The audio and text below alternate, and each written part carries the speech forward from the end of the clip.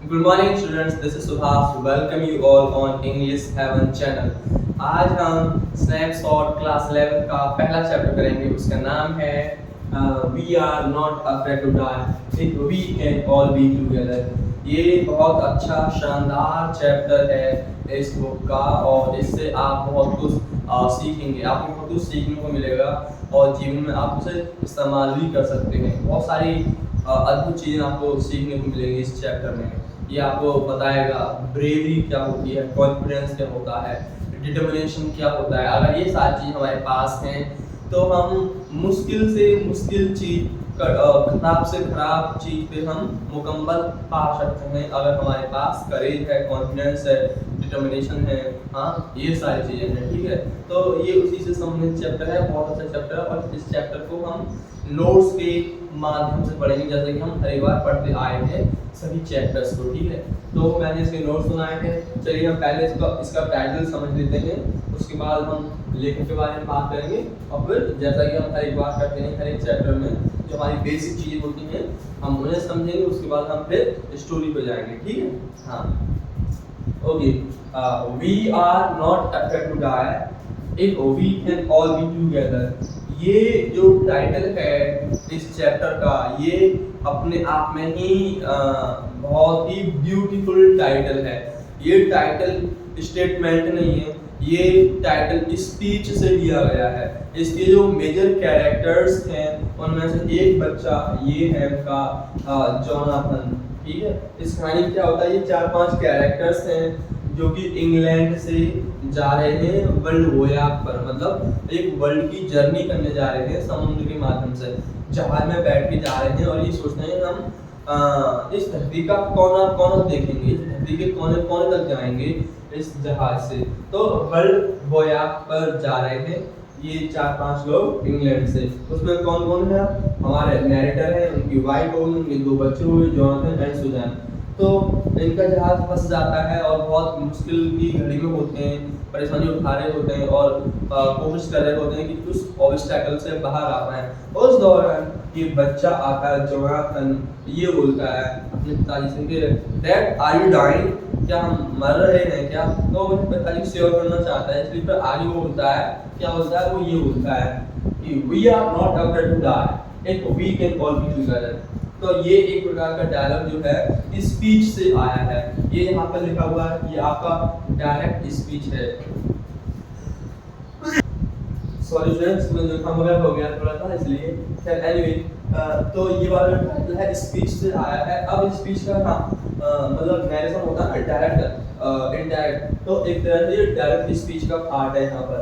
ये वाला जो पार्ट है आपका, ये हमें क्या दिखाता है, ये दिखाता है रेडीनेस, मतलब हम तैयार हैं किसी भी चीज को लेकर, हम प्रिपेयर्ड हैं, मतलब we are mentally and physically prepared to encounter the upcoming obstacles in the sea and somewhere. Okay, तो ये हमें क्या बताता है, रेडीनेस बताता है, हम तैयार हैं, एकदम तैयार हैं मेंटली और फिजिकली, हम मुकाबला करेंगे उस मुश्किल का। उसके बाद ये अगला जो पार्ट है ये दिखाता है यूनिटी, मतलब अगर हम सब एक साथ हैं तो हमें डर नहीं लगेगा। और ये होता भी इसलिए आप बहुत छोटी छोटी कहानियां हैं, किस्सा है जो गांव शहर हर जगह चलते होते हैं, सब लोग उन्हें जानते हैं। बोलते हैं ना कि अगर 4 लकड़ी है, आप उन्हें एक एक करके तोड़ेंगे तो टूट जाएंगे, अगर उनको आप एक साथ लेंगे और एक साथ उनको ऐसे तोड़ेंगे तो नहीं टूटेंगी। तो क्या यूनिटी दिखाती है। तो ऐसे ही यहाँ पर ये जो है आपका सेकंड वाला sentence, it indicates the unity, this is representing the unity among the people, so that's why they are saying that if we can all be together, we can मतलब हम प्लूरल ले लिया, can all be together, अगर हम सब लोग तैयार हैं एक साथ मारने के लिए तो हमें कोई डर नहीं है। We are not afraid to die, अगर हम सब लोग एक साथ हैं। उम्मीद करता हूँ आपको टाइटल समझ आया होगा, टाइटल क्या बोलता है। जोनाथन के द्वारा ये टाइटल आया, इस बच्चे के द्वारा, मीनिंग मैंने आपको बता दिया है। अब हम बात करेंगे राइटर की। इसके जो राइटर है ये है Gordon Cook and Alan East. इनका जन्म 1978 में हुआ था। ये एक्चुअली क्या है, he is a two time Canadian Olympic sailor, मतलब ओलंपिक में इन्होंने कई बार पार्टिसिपेट किया है, तो 2 बार जीत भी गए हैं और कनाडा से हैं, ये कनाडा से बिलोंग करते हैं। तो ही is a 2 time Canadian Olympic seller, ठीक है। ये हमारे राइटर है। अब हम बात करेंगे जॉनर। इसका जो जॉनर है वो ये वाला है, ट्रैवलर, मतलब यात्रा करना। ऐसे बहुत सारे शॉर्ट स्टोरीज होती हैं, नॉवेल्स होते हैं जहाँ पर ट्रैवल किया जाता है, यात्रा की जाती है। हाँ, तो उसी प्रकार का आपका ये वाला भी चैप्टर है ट्रैवलर जॉनर का। इसका जो लिटरेरी पीरियड है वो ये है पोस्ट मॉडर्नाइजेशन। क्यों है? क्योंकि पोस्ट मॉडर्नाइजेशन हमारा 1945 में शुरू हुआ था और हमारे जो लेखक है उनका जन्म कब हुआ है? 1978, मतलब इसके बाद हुआ है। जाहिर सी बात है, तो ये हमारा कौन सा होगा? Post modernization. मैं आपको एक बात बताना चाहूँगा। हमारे क्लास 11th में एंड 12th में जितनी भी बुक्स हैं इंग्लिश की, उन सभी में ज़्यादातर जो चैप्टर्स हैं वो मॉडर्नाइजेशन के हैं और पोस्ट मॉडर्नाइजेशन के हैं, ज़्यादा से ज़्यादा चैप्टर्स, ठीक है। तो आप कंफ्यूज ना हो, और सिर्फ 2 ही लिटरेरी पीरियड लिए गए हैं इन किताबों में, जो कि मुझे बताया गया है। इस चैप्टर को हम 3 शिफ्ट के माध्यम से पढ़ेंगे। तो पहला शिफ्ट है शिफ्ट 1। इसमें क्या है? बोला गया है the world to the voyage, मतलब एक ऐसा ट्रैवल करेंगे वो जो कि पूरे वर्ल्ड तक जाएंगे, वर्ल्ड के कोने कोने तक जाएंगे। तो इसका हम क्या नाम देते हैं? टूर टू द वर्ल्ड कह सकते हैं, या वर्ल्ड टू द वोयाज, इस तरह से हम इसका नाम दे सकते हैं। हम ये बोल सकते हैं टूर टू द वर्ल्ड, ये हमने नाम दिया इस शिफ्ट का। तो पहली शिफ्ट में हमने ये सारी चीजें लिखी हैं। पूरा चैप्टर 3 शिफ्ट में गया है। पहला होगा टूर टू द वर्ल्ड, मतलब पहला टूर ये करते हैं जो कि हैप्पीली जाता है। तो दूसरा शिफ्ट क्या होता है? अटैक ऑफ द वेव, मतलब जो पानी की तरंगें होती हैं समुद्र में उनका अटैक आता है, ठीक है, उनका अटैक किया जाता है। इसका तो 2 हो गया।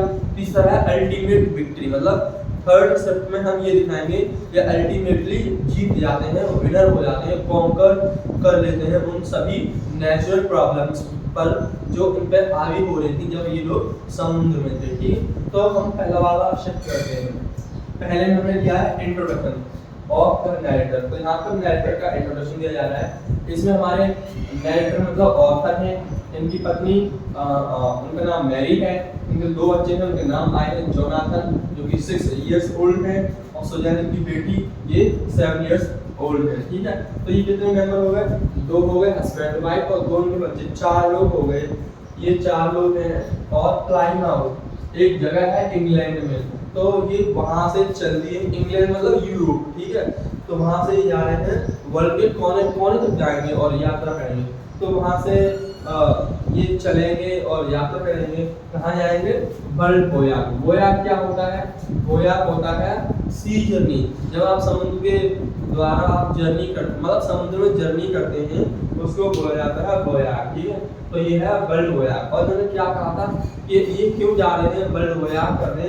क्योंकि 2 साल पहले कैप्टन जेम्स कुक के द्वारा ये यात्रा की गई थी, और ये जो है हमारे ऑथर एंड उनकी पत्नी इस सेकंड कीपर होंगे उनके बाद जो कि वर्ल्ड वोयाज करने जा रहे हैं। इन्होंने चैलेंज किया है कि इन्होंने घूमा था, इससे ज्यादा हम घूमेंगे, तो इस तरह से उन्होंने बोला है, इसलिए ये लोग वहां पर जा रहे हैं। ये कब किया गया था? 200 साल पहले वर्ल्ड यात्रा की गई थी जेम्स कुक के द्वारा, आप ध्यान रखें। इनके बाद अब ये है दूसरे मेंबर जो मन बना लिया है और जा रहे हैं, ठीक है। Spend 16 years in improving voyage skills. इन लोगों ने 16 साल लगा दी हैं वोयाज स्किल्स की, वोयाज स्किल्स को इम्प्रूव करने में। इन्हें काफी टाइम हो गया है, मतलब उन्होंने लकड़ी का जहाज बनाया बहुत अच्छा, उन्होंने नैप दे दिया, उसके बाद उसको चेक करना था रखा वेदर में, तो वो भी कर दें। तो ऐसा करके धीमे धीमे करके इन्होंने करीब 16 इयर्स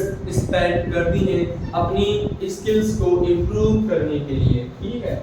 उसके बाद आता है हमारा second topic, description of board. ये जिस बोर्ड से जा रहे हैं, जहां से जा रहे हैं, उसका नाम है वेव वॉकर। किताब में वेव वॉकर टर्म या वर्ड आया है, ये एक जहाज का नाम है या बोट का नाम है। इसका थोड़ा सा डिस्क्रिप्शन दिया गया है, वो क्या है? 23 मीटर, मतलब इसकी जो लंबाई है वो 23 मीटर है। 30 टन वेट, 30 टन वेट है उस जहाज का। मेड अप ऑफ वुड, उसे बहुत सुंदर तरीके से लकड़ी से बनाया गया है। तो पूरा का पूरा बोट जो है या जहाज है वो लकड़ी से बनाया गया और बहुत सुंदर तरीके से, बहुत अच्छे तरीके से बनाया गया है, कोई भी इसमें कमी नहीं छोड़ी है उन्होंने।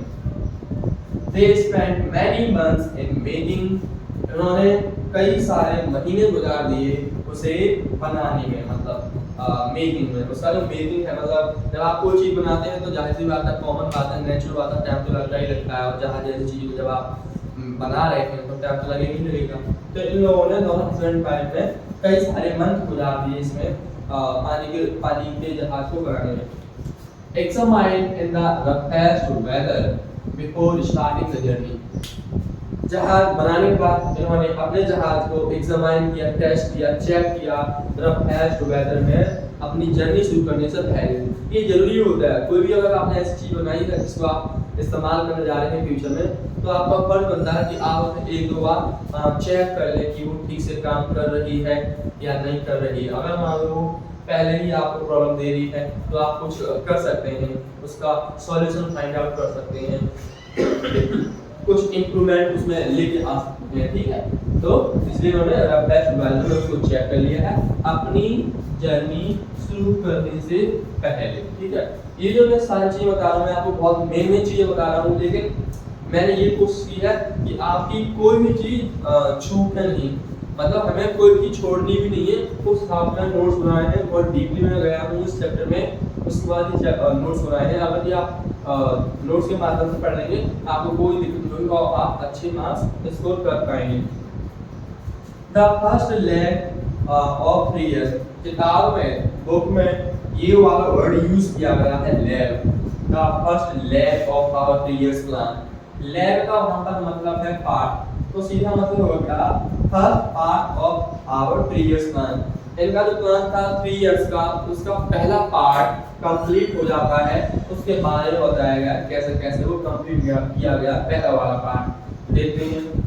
105,000 kilometre distance was covered pleasantly. बोला जा रहा है कि 105,000 किलोमीटर डिस्टेंस कवर्ड किया गया काफी प्लीजेंटली, मतलब कितना हो गया ये 1,05,000 किलोमीटर डिस्टेंस कवर किया गया जहाज के द्वारा प्लीजेंटली, मतलब खुशी से किया गया।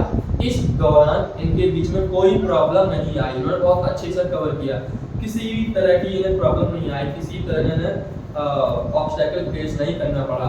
They did not encounter any kind of problems when they were moving to the distance and they covered this much distance, right?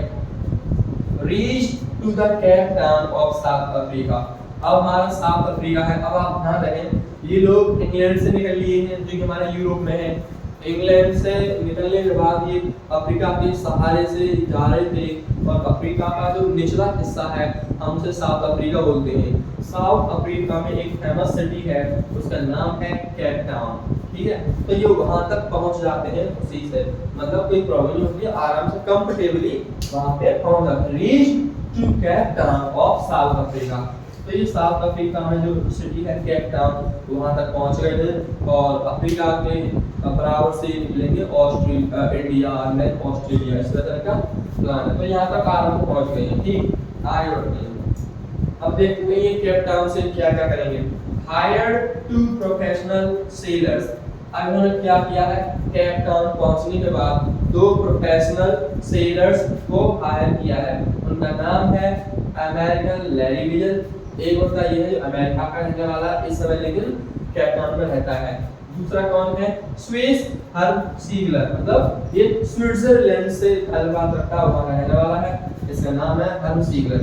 तो ये 2 प्रोफेशनल क्रूमैन हैं, या हम ये कह सकते हैं प्रोफेशनल सेलर्स हैं, इनको हायर किया गया है राइटर के द्वारा, ऑथर के द्वारा। उन्होंने क्यों हायर किया इन दोनों लोगों के लिए, क्योंकि अब वो आगे बढ़ेंगे तो केप टाउन से राइटर ने जो हायर किया है, और आगे आने वाली प्रॉब्लम्स में वो खुद इतना कुछ खास कर नहीं पाएंगे, इसलिए उन्होंने 2 सेलर्स को हायर किया जिससे कि वो इनकी हेल्प कर पाए, टैकल कर पाए सिचुएशन को हैंडल करने में। क्योंकि प्रोफेशनली सेलर्स, हमारा जो राइटर है वो प्रोफेशनली सेलर तो नहीं है, ठीक है। तो इसलिए इन्होंने इनको हायर किया है दोनों के लिए। आगे बढ़ते हैं। सेकंड डे, अब इनका सेकंड डे शुरू हो गया। व्हाइल मूविंग ईस्ट, मतलब कैप टाउन जो है वहां से ईस्ट की साइड में ये चलना शुरू कर देते हैं। While moving east begin to encounter rough weather storm and so on.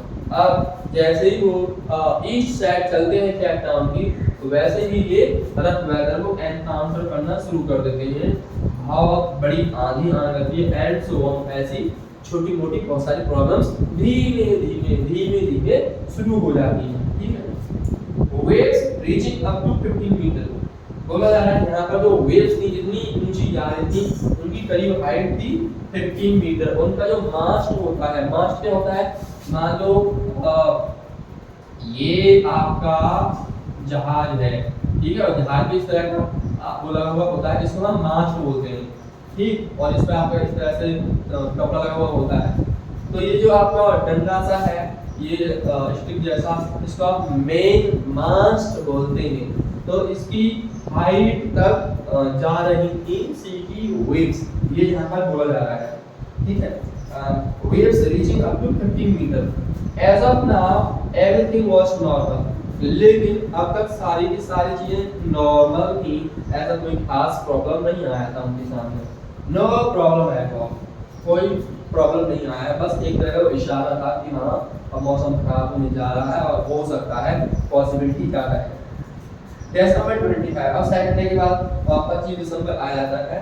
Reached 3500 kilometre east of Cape Town. अब 25 दिसंबर को ये जो हमारा केप टाउन है, केप टाउन से आगे भी चले जाते हैं। कितना आगे चले जाते हैं?